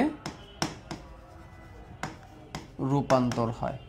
হিমোগ্লোবিন ভেঙে হিম আর গ্লোবিন হয়ে যায়। আচ্ছা, গ্লোবিন এটা হচ্ছে প্রোটিন, গ্লোবিনটা মূলত প্রোটিন। হ্যাঁ, গ্লোবিন প্রোটিন রক্তরসে ফেরত যায়। গ্লোবিন একটা রক্তরসের প্রোটিন, সে আবার রক্তরসে ফেরত যায়। আর হিমে কি হয়? হিম আরও ভেঙে সবুজ বিলিভারিনে পরিণত হয়, সবুজ বিলিভারিন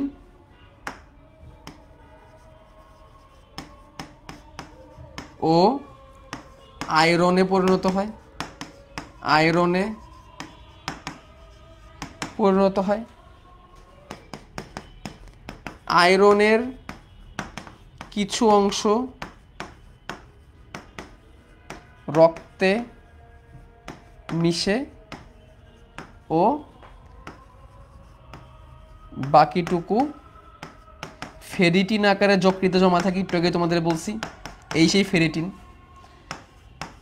ফেরিটিন আকারে যকৃতে জমে। আর আগে যে বিলিভারিন থাকতো সেটা কি হবে? বিলিভারিন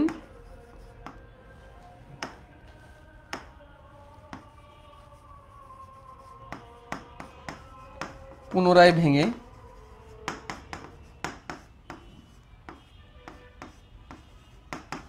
হলুদ বিলিরুবিনে পরিণত হয়।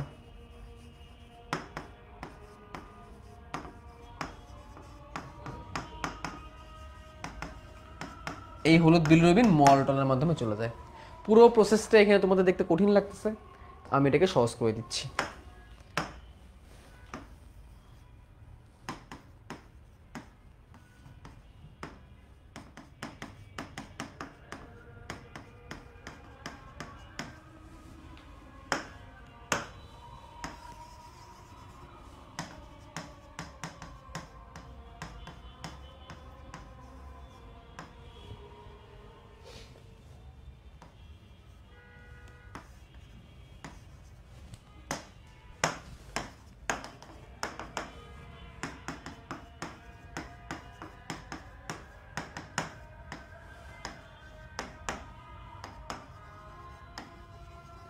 কি হইলো?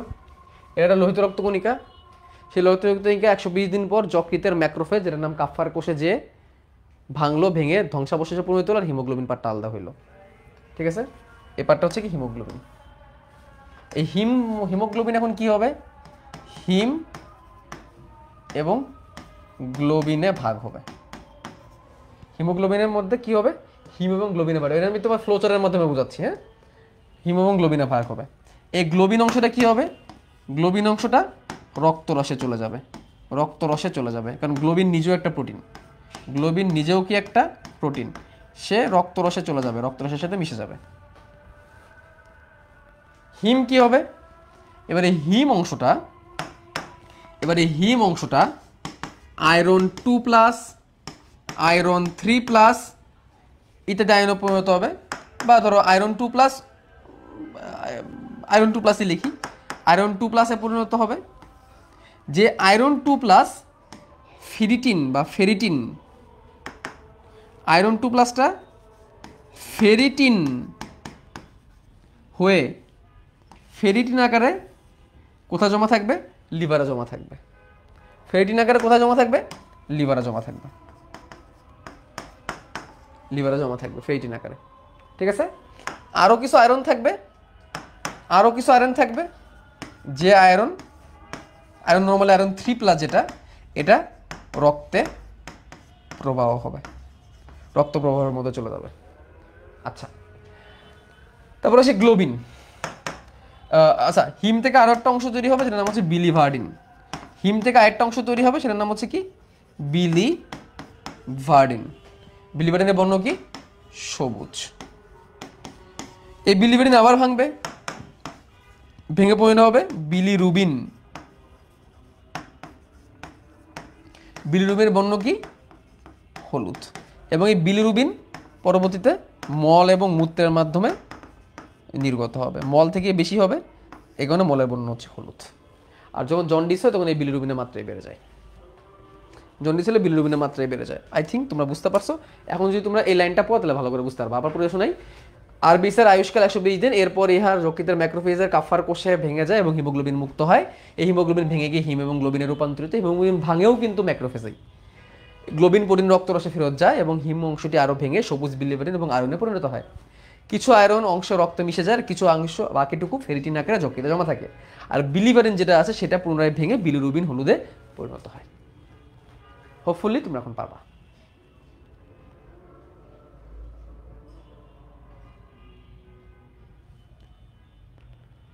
পারবা? এখন তো পারা উচিত।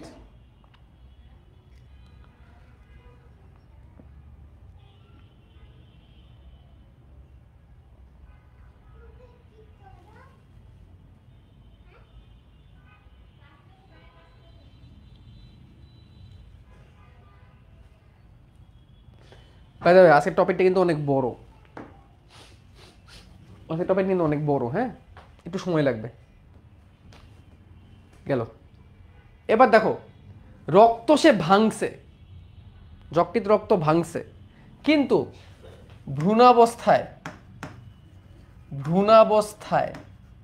ও জন্ম পর্যন্ত আরবিসি উৎপাদনও করে কিন্তু যকৃৎ। অর্থাৎ আমরা যখন ভ্রূণ অবস্থায় ছিলাম, আমরা যখন মায়ের গর্ভে ছিলাম, বিভিন্ন আমাদের জন্ম পর্যন্ত আমাদের লোহিত রক্তকণিকা এবং অন্যান্য রক্তকণিকাও কিন্তু যকৃৎ থেকে তৈরি হতো। পরে একটা নির্দিষ্ট বয়সের পর, জন্ম হওয়ার কিছুদিন পরেই সে আর যকৃৎ তার রক্তকণিকা তৈরি করে না, সে ভাঙা শুরু করে, উল্টা কাজ করে। ওকে, ক্লিয়ার? উল্টা কাজ করে দেখাইছে আর কি, কেমন লোহিত রক্তকণিকা তৈরি হচ্ছে, এটা দরকার নেই। ঠিক আছে, দরকার নেই, এটা শেষ। তারপরে দেখো হরমোন উৎপাদন। যকৃৎ অ্যানজিওটেনসিনোজেন হরমোন উৎপাদন করতে পারে। তার মানে সে একটা অন্তঃক্ষরা বহিঃক্ষরা উভয়ই, হরমোনও করে, আবার তার ব্যতীত অন্যান্য উপাদানও কিন্তু করে। তাহলে সে দুইটা কাজই কিন্তু করতেছে। তাহলে এও কিন্তু একটা মানে মিশ্র গ্রন্থি হিসেবে কিন্তু তাকে আমরা কিন্তু বলতে পারি, ঠিক আছে। তাহলে সে কি করতেছে, হরমোন কিন্তু তৈরিও করতেছে, অ্যানজিওটেনসিনোজেন নামক হরমোন তৈরি করে, ঠিক আছে। এই অ্যানজিওটেনসিনোজেন হরমোন পরবর্তীতে মানে রেনিন হরমোনের সাথে মিশে রক্ত রক্তচাপ নিয়ন্ত্রণ করে, ঠিক আছে। আবার হরমোন ভাঙে, ওয়াও, হরমোন তৈরি করতেছে আবার ভাঙতেছেও। প্রায় সকল অতিরিক্ত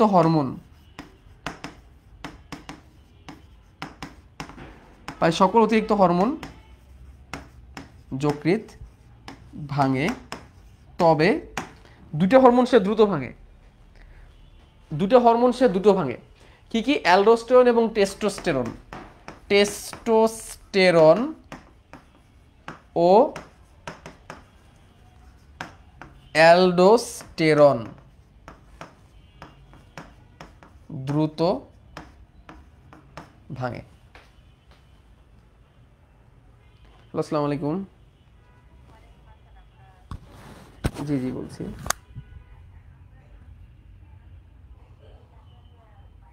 হ্যাঁ হ্যাঁ হ্যাঁ হ্যাঁ হ্যাঁ হ্যাঁ হ্যাঁ জি। না, আমরা একটু বন্ধ রেখেছি এই উইকের শুক্রবার আর শনিবারকে আমরা বন্ধ রেখেছি। এরপরে আমি নিজেই ফোন দিয়ে আমি বলে দিতাম।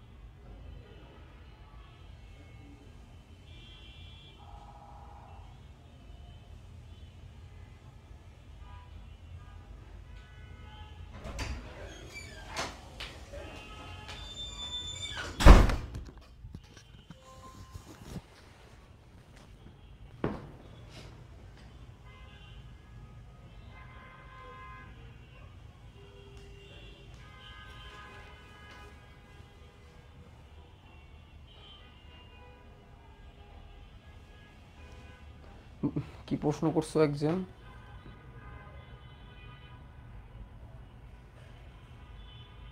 আচ্ছা দাঁড়াও প্রশ্নটা দেখি। ভাইয়া হরমোন ভাঙন ও ক্ষরণ, এটা তো সৃজনশীলের গ ঘ তে একটা প্রশ্নই আসে। হ্যাঁ হ্যাঁ, মানে এটা তো প্রশ্ন হচ্ছে যকৃতের বিভাগীয় ভূমিকা, ঠিক আছে। এটা হচ্ছে যকৃতের বিভাগীয় ভূমিকার প্রশ্ন, ওইটার মধ্যে এত কিছু। যদি পরীক্ষা প্রশ্ন আসে যকৃতকে কেন জৈব রসায়নাগার বলা হয়, তখন তুমি যকৃতের বিভাগীয় ভূমিকা সঞ্চয় ভূমিকা দুটোই কিন্তু তোমাকে আলোচনা করতে হবে।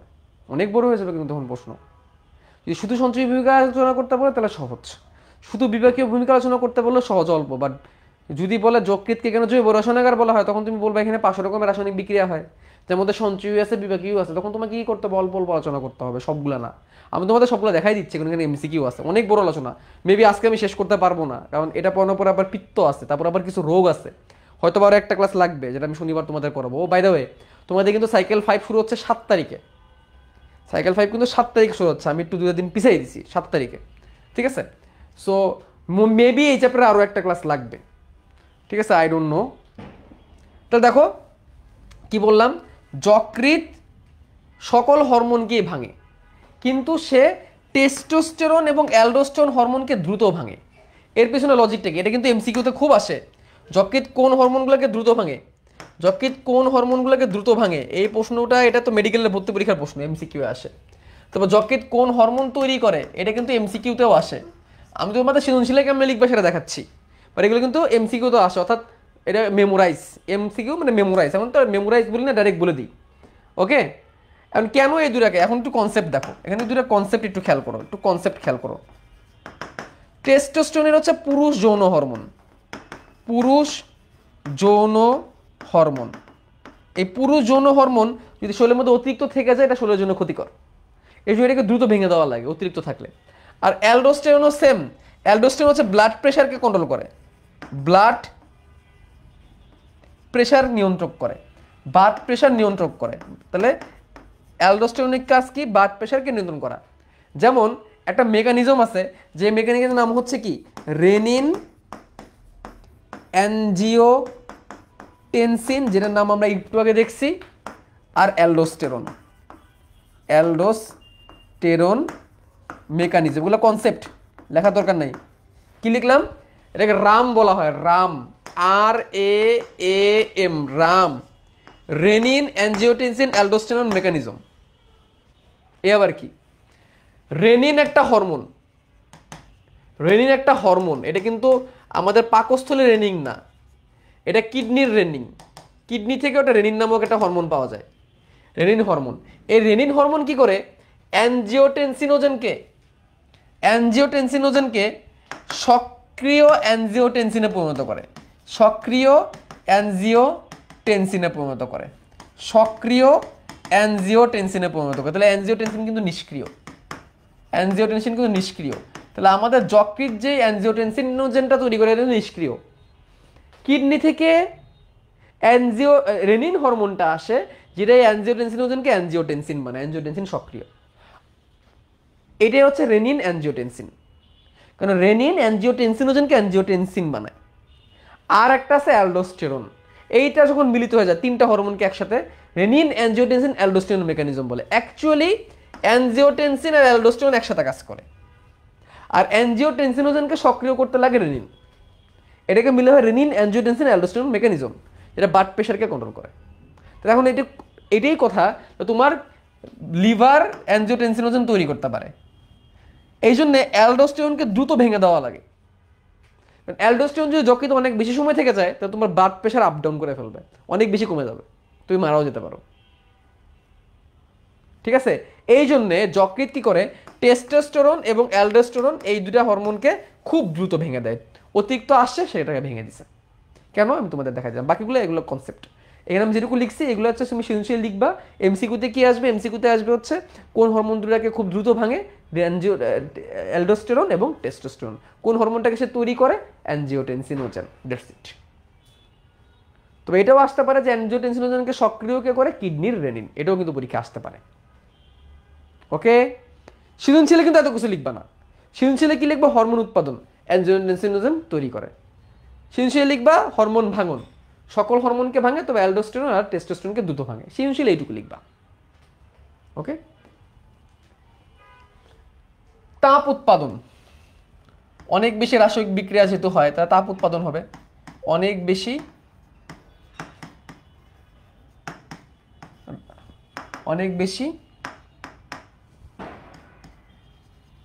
রাসায়নিক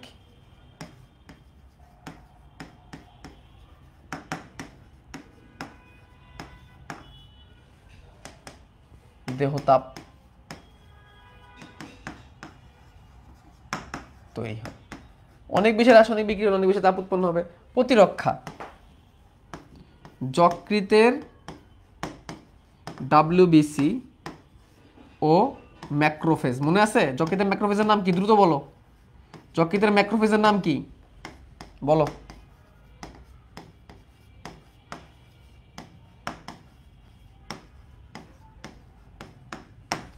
যকৃতের ম্যাক্রোফেজের নাম কি?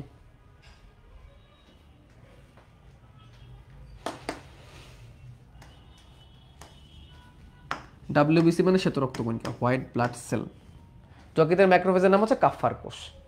কাফারা না, হ্যাঁ কাফারা লিখছে কেন? কাফার কোষ, কাফার কোষ, কাফারা না।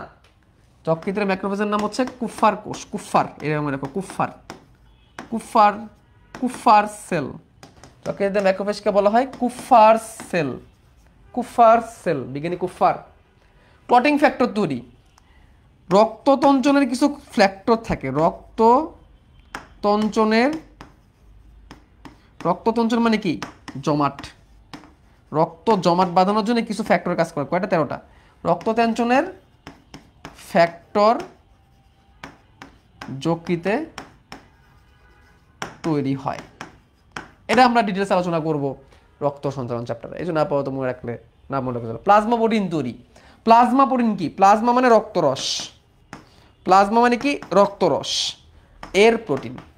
তোমার মনে আছে বাচ্চাকালে পড়ছিলা আগে গেলে ফুল পাবে, অ্যালবুমিন গ্লোবিউলিন আগে গেলে ফুল পাবে। ফিব্রিনোজেন পড়ছিল এগুলোর নাম 9 10-এ,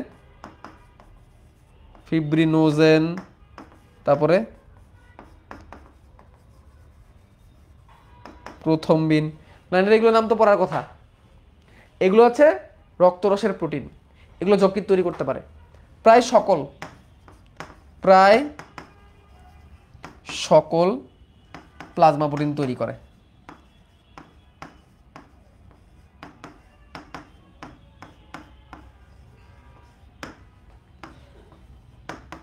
প্রায় সকল প্লাজমা প্রোটিন তৈরি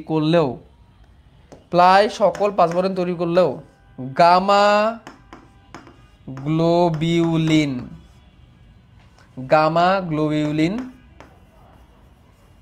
তৈরি করে না, মনে রাখতে হবে। যকৃৎ প্রায় সকল রকমের প্লাজমা প্রোটিন তৈরি করতে পারে, albumin, globulin, fibrinogen, prothrombin, but gamma globulin তৈরি করে না। গ্লোবিউলিন দুই রকমের, আলফা গ্লোবিউলিন, গামা গ্লোবিউলিন সে তৈরি করে না। এটা একটা এমসিকিউ, ঠিক আছে? তা এই অ্যালবুমিন, গ্লোবিউলিন, ফিব্রিনোজেন, প্রথমবিন এগুলো হচ্ছে কি, এগুলো হচ্ছে রক্তরসের প্রোটিনের নাম। এটাকে মনে রাখার টেকনিক হচ্ছে আগে গেলে ফুল পাবে, বা আরেকটা মনে রাখার টেকনিক হচ্ছে GPA 5, globulin, প্রথমবিন, albumin, fibrinogen, GPA 5 দিয়ে মনে রাখতে পারো। অথবা মনে রাখতে পারো আগে গেলে ফুল পাবে, আগে গেলে ফুল পাবে, অ্যালবুমিন, গ্লোবিউলিন, ফিব্রিনোজেন, প্রথমবিন। ওকে, আচ্ছা এখন দেখো আমরা একটা অংশ শেষ করলাম, এখন এসে পড়ছে শর্করা বিপাক, তারপরে আসবে আমিষ বিপাক, তারপরে আসবে লিপিড বিপাক, ঠিক আছে? তারপরে আসবে পিত্তাশয় পিত্তরসের কাজ, তারপরে যায় শেষ হবে আমাদের যকৃতের পুরো আলোচনা, কারণ পিত্তথলির সাথে কানেক্টেড। তো দেখো এখন পর্যন্ত আমরা যেগুলো পড়ছি এগুলো বিভাগীয় ভূমিকার মধ্যে পড়ে। আমরা কি কি বিভাগীয় ভূমিকা পড়ছি, আচ্ছা সেটার পরে আসতেছি। এরপরে যেটা আছে শর্করা বিপাক, প্রোটিন বিপাক, লিপিড বিপাক, এইগুলো একটু কঠিন। আমরা এতক্ষণ সহজগুলো পড়ছি, কঠিনগুলো এখন আমরা পড়বো না, আজকে আমি আর আগাবো না। ওইগুলো ঠান্ডা মাথায় তোমাকে নিতে হবে, ওইগুলো অনেক এমসিকিউ আছে, সৃজনশীল তো পুরোটা জুড়েই আসে। সামনে যেগুলো আসবে শর্করা বিপাক, প্রোটিন বিপাক আর লিপিড বিপাক, এইখান থেকে অনেক কনসেপচুয়াল এমসিকিউ আসে, অনেক ঠান্ডা মাথায় বুঝতে হবে। তাহলে আমাদের কিছু জিনিসের আলোচনা বাকি থাকলো। আমার যকৃৎ পুরোপুরি আছে কিন্তু আমাদের শেষ হলো না, যকৃতের বিপাকীয় ভূমিকা এখনো বাকি আছে, তারপরে পিত্তশয়, পিত্তথলি, পিত্তরস বাকি আছে, এবং কিছু রোগ আমাদের বইয়ে দেওয়া আছে সেগুলো কিন্তু বাকি আছে, এই জন্য আরেকটা ক্লাস বেশি লাগবে। ওকে, এখন আমি একটু সামারি করি। যদি পরীক্ষা আসে যকৃতের সঞ্চয় এবং বিপাকীয় ভূমিকা আলোচনা করো, তা তুমি কতটুকু লিখবা? তো শেষ হচ্ছে না, তাই না? ধরো এখানে পরীক্ষায় প্রশ্ন আসছে যকৃতের সঞ্চয় এবং বিপাকীয় ভূমিকা আলোচনা করো, তখন তুমি কি করবা, কেমনে লিখবা, এটাই আসে পরীক্ষায় প্রশ্ন। বা যকৃৎকে কেন জৈব রসায়নাগার বলা হয়? যদি শুধু সঞ্চয় ভূমিকা আসে তাহলে তো খুবই সহজ, 6টা উপাদানের সঞ্চয় ভূমিকা লিখে দিবা। যদি শুধু বিপাকীয় ভূমিকা আসে তাইলেও কিন্তু অনেক বড়। আর যদি দুইটা মিলে আসে সঞ্চয় আর বিপাকীয়, তাহলে তো বিশাল প্যারা। এই জন্যে না আজকে শেষ করে দিব। আচ্ছা আমি এখন দেখতে যাচ্ছি সে কোন বান্দা যে বলছিল পরিপাক চ্যাপ্টার অনেক ছোট, এটা কেডা একটু দেখি তো একটু, ওই বান্দার আর একবার কে জানি বলেছিল ভাইয়া পরিপাক চ্যাপ্টার তো অনেক ছোট, তো অনেক ছোট, আর পরে পড়ায়েন। এটা ছোট না, টপিক শেষ হয় বলতো? আমি এক একদিন এক একটা টপিক নিছি, আলোচনা করছি, তাই আমার 9টা ক্লাসের বেশি 10টা ক্লাস লেগে গেছে এক একদিন এক একটা টপিক আলোচনা করার পরেও। যদিও আমার যকৃৎ টপিকটার জন্য 2টা ক্লাস লাগতেছে, যকৃৎটা আসলেই টাফ। তবে হ্যাঁ বলে রাখি, তোমাদের কিন্তু ওয়েব অ্যাপে অলরেডি এই চ্যাপ্টারের রিভিশন ক্লাস আপলোড করে দেওয়া আছে, ওটা মাত্র 2 ঘন্টার, ওই রিভিশন ক্লাস পড়লে পুরো চ্যাপ্টার কভার হয়ে যাবে। পরীক্ষার জন্য যতটুকু লাগবে অতটুকুই, ওখানে আমি কোনো এক্সট্রা কিছু আলোচনা করি না। এখানে তাহলে পরীক্ষা প্রশ্ন যা আসবে তা আলোচনা করা হয়েছে। ওই 2 ঘন্টা দেখে তুমি এই ক্লাস শেষ করার পর ওই 2 ঘন্টা দেখলেই তোমার হবে। কারণ এই যে দেখো 10টা ক্লাস হয়ে যাচ্ছে, আজকে 9টা, আরেকদিন হলো 10টা ক্লাসের ডিউরেশন হচ্ছে প্রায় 16 ঘন্টার মতো। তুমি কি পরীক্ষা রেখে 16 ঘন্টা ক্লাস দেখে যেতে পারবা? 16 ঘন্টার ক্লাস পারবা? তুমি কি পরীক্ষায় 16 ঘন্টার ক্লাস দেখে দিতে পারবা? পারবা না, পারবা না, এটা খুব টাফ। এই জন্য এই রিভিশন ক্লাসগুলো। তো বলতে পারো ভাই শুধু রিভিশন ক্লাস মানে পড়লেই হয়ে যায়, শুধু রিভিশন ক্লাস দেখলেই হয়ে যায় না।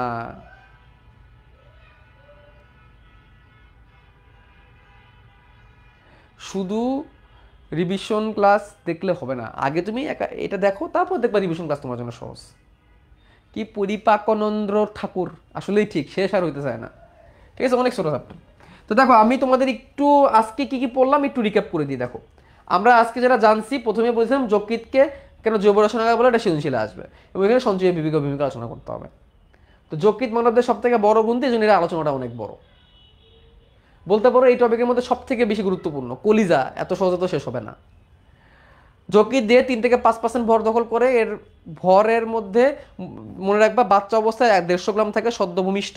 আর তারপরে মনে রাখার টেকনিক বলছিলাম কি 12, 14, 18, 1.2, 1.4, 1.8, মানে নারীদের দেহের ওজন হচ্ছে 1.2 থেকে 1.4 কেজি, আর পুরুষের ক্ষেত্রে এর ওজন হচ্ছে 1.4 থেকে 1.8 কেজি। তারপরে বলছিলাম যে যকৃতের বর্ণ কেমন, লালচে খয়েরি বর্ণ, এর বাইরের আবার হচ্ছে গ্লিসন ক্যাপসুল, এর 4টা খণ্ড, অসম্পূর্ণ খণ্ড, এর মধ্যে ডান খণ্ডটা সব থেকে বড়, পুরো খণ্ডগুলোর নাম হচ্ছে ডান বাম কোয়াডেট এবং কোয়াডেট, এবং ডান খণ্ডটা সব থেকে বড়, ডান খণ্ডের সাথে থেকে পিত্তথলি কানেক্ট থাকে, ডান খণ্ডের নিচে কোয়াডেটের সাথে পিত্তথলি ঝুলে থাকে, ঠিক আছে। এবং আমরা বলছিলাম যে ডান আর বাম খণ্ডকে একটা লিগামেন্ট আলাদা করে রাখছে, সেই লিগামেন্টের নাম হচ্ছে ফ্যালসিফর্ম লিগামেন্ট। এই ফ্যালসিফর্ম লিগামেন্টে ডান আর বাম খণ্ড আলাদা করা আছে, এক্সট্রা ইনফো। কাদের কাদের যকৃতে পিত্তথলি কানেক্ট থাকে না, ঘোড়া, ইঁদুর, হরিণ এবং কুকুরের যকৃতে কিন্তু পিত্তথলি নাই, মানে ওদের পিত্তথলিই নেই, ঠিক আছে। আচ্ছা এগুলো এমসিকিউর জন্য, এসব এমসিকিউর জন্য। তারপরে আমরা এখান থেকে কি জানছি, আমরা জানছি যকৃতের ভিতরে কোনো একটা অংশকে কাটলে মাইক্রোস্কোপে নিলে আমরা যকৃতে কি দেখি, অনেকগুলো লোবিউল দেখি, এগুলোকে হেপাটিক লোবিউল বলে। হেপাটিক কারণ কি, যেখানে লিভার দেখবে এখানে হেপাটিক শব্দটা পাবা, এটাকে কি বলে, হেপাটিক লোবিউল।